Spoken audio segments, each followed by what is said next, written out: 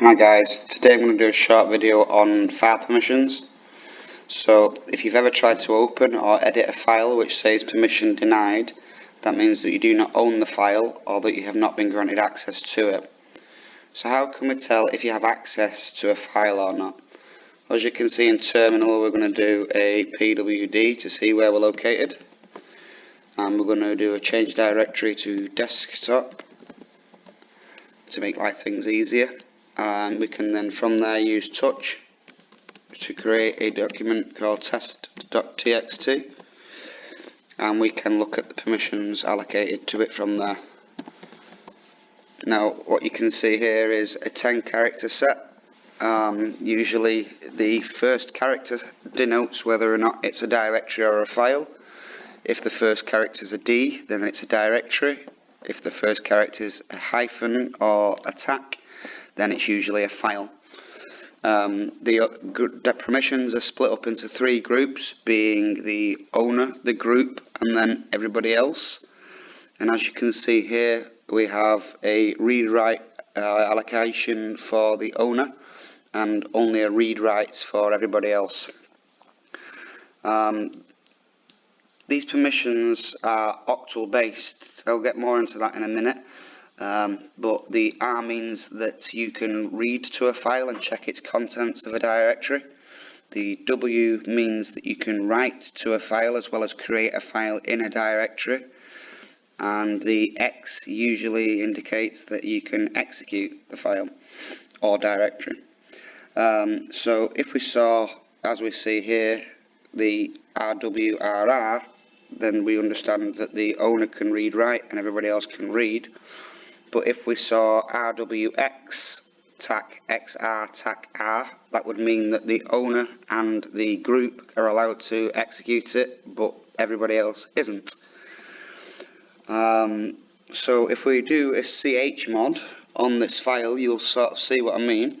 So if we do chmod 600, no, maybe let's try something different. Let's try 754. We'll get a different output there. 754 test.txt,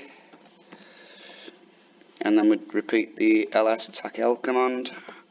We can now see that the permissions on that file have changed. We're still left with a file and not a directory. That the owner can read, write, and execute.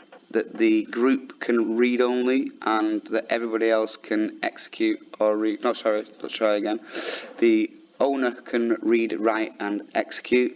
The group can only read it and execute it, and everybody else can only read it with no permissions from that point onwards. So, to try and understand the permission side of it, it's based in octal. Now, if you don't understand octal, it can get quite messy, but a 000 is quite evidently 0 in octal. We have the digits 754, which individually represent the permissions for the user, the group, and everybody else. The 4 stands for read, the 2 stands for write, and the 1 stands for execute, as a 0 means no permissions at all. So 7 is the combination of permissions 4, 2 and 1, or rather 4 plus 2 plus 1, which would be a read, write and execute. A 5 would be a combination of a 4 plus a 0 plus a 1, which would be a read, a no write and an execute. And a 4 is 4 plus 0 plus 0, meaning that we can read, we cannot write and we cannot execute.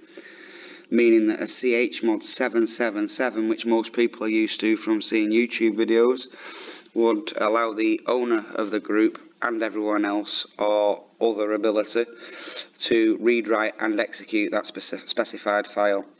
And a chmod 555 would read and execute but no write permissions. So to understand this further, as we've said, a chmod 600, we would have a file which would be readable and writable by an owner, but not any other as a user at all. So let's do a chmod 600 on the test.txt, and then ls tac l again, and you'll see that we have now only got the read-write permissions for the owner, but everything else is denied. If this stresses you out at all, don't worry too much, as you can always edit these permissions in the GUI. You can do this by simply right-clicking on the appropriate file, going to Properties, followed by Permissions, and changing from there. Hope this has helped you understand a little bit about file system permissions. Until next time, stay tuned for further videos to come, and remember, hack all the things.